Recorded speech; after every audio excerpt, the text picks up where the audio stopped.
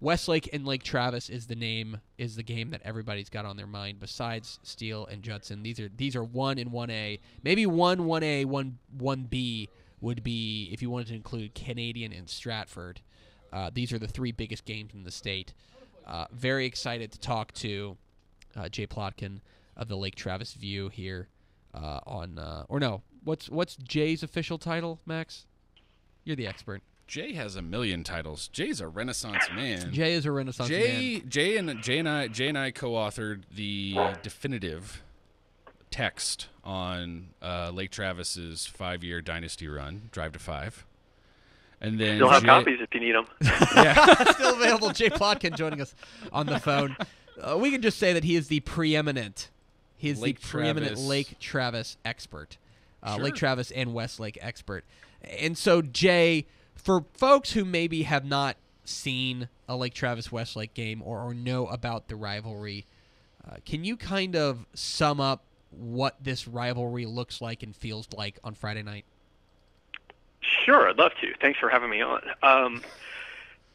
For all you guys who have who are the older brother, and you've got a little brother who kind of develops through the years, and and you guys start playing against each other in whatever it is you pick your sport. The older brother is going to control things for a little while, but that moment that the little brother steps up and starts beating you, and then keeps beating you and keeps beating you, that's kind of where we are. There's a lot of frustration, I think, on one side of it, and a lot of expectation that this is just going to be the same old on the other side of it. A lot of fun to be at, and just a good old-fashioned sibling rivalry where one side has gotten the better of where little brother's gotten the better of older brother for 7 years now. Tonight's game between LT and Westlake feels like your classic one where these two teams come in unbeaten. It seems like it's going to be strength on strength. As far as tonight's game is concerned, what do you see as being the big keys to the game for who comes out of this game with a win? This is going to sound very much like football coach speak, but the keys are going to be the line play.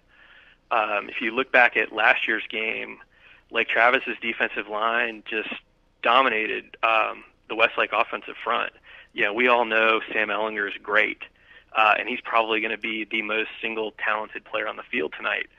But last year, he got sacked 13, 14 times in this one game. And if Westlake is not significantly better on the offensive line, the Lake Travis's defensive line is going to have meetings in the backfield again with him. Tevin Paul and Sammy Ochoa, the 2 tackles for Lake Travis, are both Division I players. Jaden Hutchings and Garrett Womack on the outside, they're maybe not Division I players, but they're not slouches either.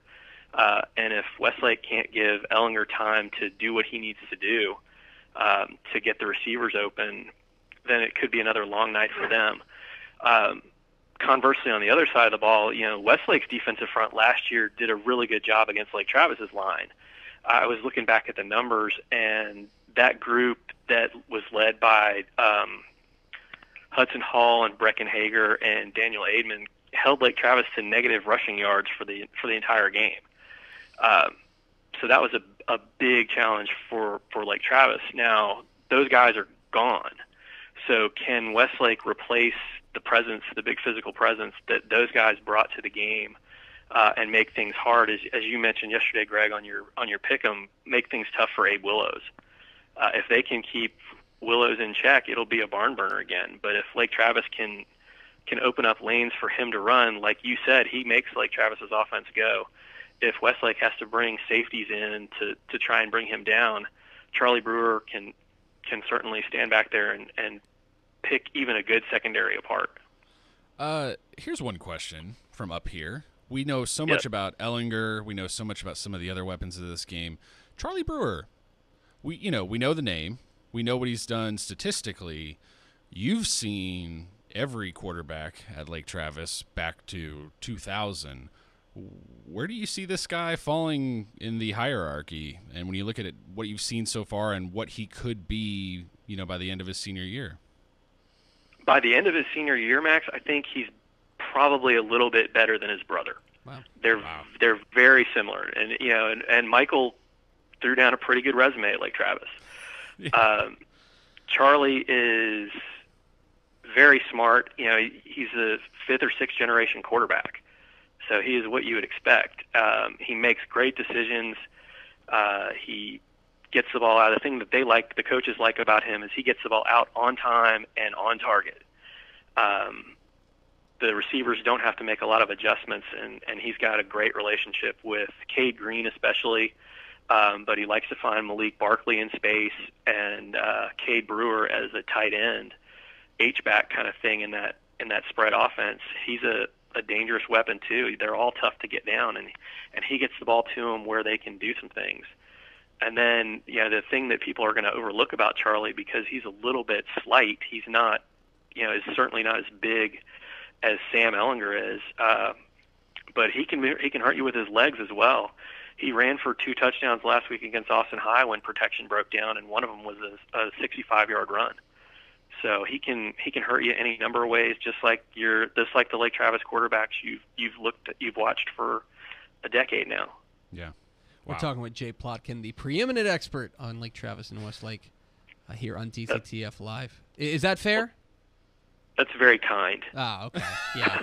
Max is over here steaming. He's very upset that he's not being described as such. So he graduated, so that's true. Yeah. So we love the coaching matchup here. 2 guys who know how to win, and they're getting to know each other. When you look at this coaching matchup between Hank Carter and Todd Dodge, how do you size it up as far as how are they similar, how are they different? They're similar because they've got that championship pedigree.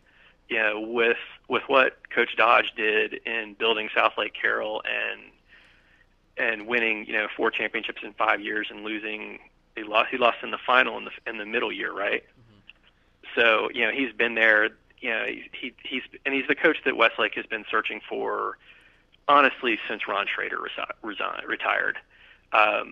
Great offensive mind. He's obviously taken that offense to another level. It helps to have quarterbacks like Sam, but there's plenty of talent there, and he's obviously getting the most of it. And the thing I like about Coach Carter is the defensive background, and so what you've got is the classic dichotomy of the offensive mastermind and the defensive genius. And so you get presented every year now, as long as they're both going to be at their schools, and I think both of them will be where they are for a while. So year in and year out, we're going to get this great matchup that is kind of the irresistible force and the immovable object. And each year it'll be interesting to see which side brings that little something extra to the table to either gain an upper hand or make sure they keep the upper hand. We're going to put you on the spot before we let you go. Here we go. We need a pick. I picked Lake Travis. I don't know if I've heard your pick. Well, you and I both went through the whole cycle of, oh my God, Lake Travis hasn't played anyone. Look at that schedule. They haven't even been tested. And then 6 minutes later, looked at each other and go, yeah, we're picking Lake Travis. Yeah, it's weird. So Jay, where are you at on this game? I'm with you guys. I mean, I'm very interested to see what Lake Travis gets, how Lake Travis responds to being on the field for the first time in, all due respect to Midway, first time in a year with a team that can stand up to them. So that first quarter is going to be really interesting.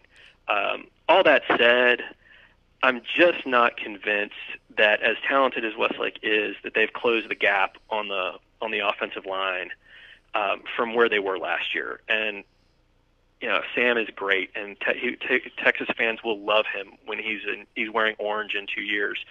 But if he has to run for his life again tonight, it's going to be a long night for Westlake. I think Lake Travis wins. I don't think it's going to be a blowout by any stretch of the imagination. It'll be a really, really good game, but I can see Lake Travis winning by between 10 and 14. He is Jay Plotkin. Find his fine work on Twitter at JPlot. Jay, we appreciate your time, my friend. Enjoy the game tonight. Thanks a lot. I'm just hoping to stay dry. Enjoy your weekend. Thanks, Jay.